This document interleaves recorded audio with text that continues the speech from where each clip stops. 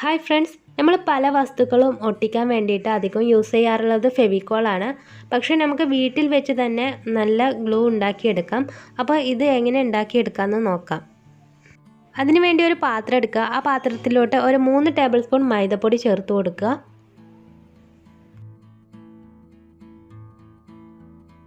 ഇനി ഇതിലോട്ട് 1 സ്പൂണ് പഞ്ചസാര ചേർത്ത് കൊടുക്കാം. അതേപോലെ തന്നെ 1 സ്പൂണ് ഉപ്പും കൂടി ചേർത്ത് കൊടുക്കാം.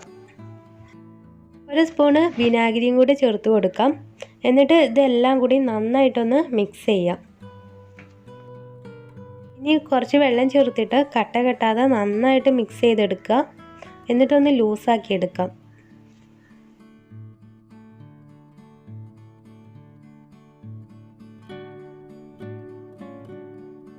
ഇനി നമുക്കിതൊന്ന് കുറുക്കിയെടുക്കണം. അതിന് വേണ്ടിയിട്ട് ഡബിൾ ബോയിൽ മെത്തേഡാണ് യൂസ് ചെയ്യുന്നത്.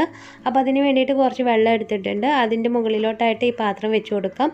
എന്നിട്ട് കൈ വിടാതെ തന്നെ നന്നായിട്ട് ഇളക്കി കൊടുത്തുകൊണ്ടിരിക്കണം.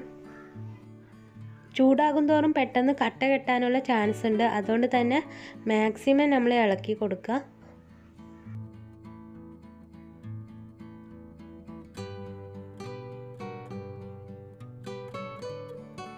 അപ്പോൾ കുറുകി ഒരു പശൻ്റെ രൂപത്തിലായി വരുമ്പോൾ നമുക്കത് അടുപ്പത്ത് നിന്ന് മാറ്റാം.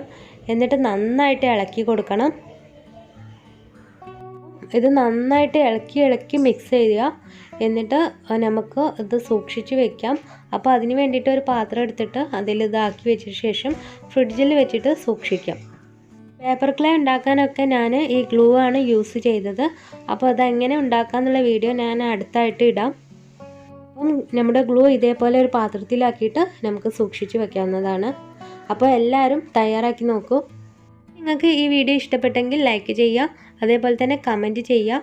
പിന്നെ തുടർന്നുള്ള വീഡിയോസ് കാണാൻ വേണ്ടിയിട്ട് ഒന്ന് സബ്സ്ക്രൈബ് ചെയ്യാൻ കൂടി മറക്കരുത്. അപ്പം അടുത്ത വീഡിയോ ആയിട്ട് വീണ്ടും കാണാം. താങ്ക്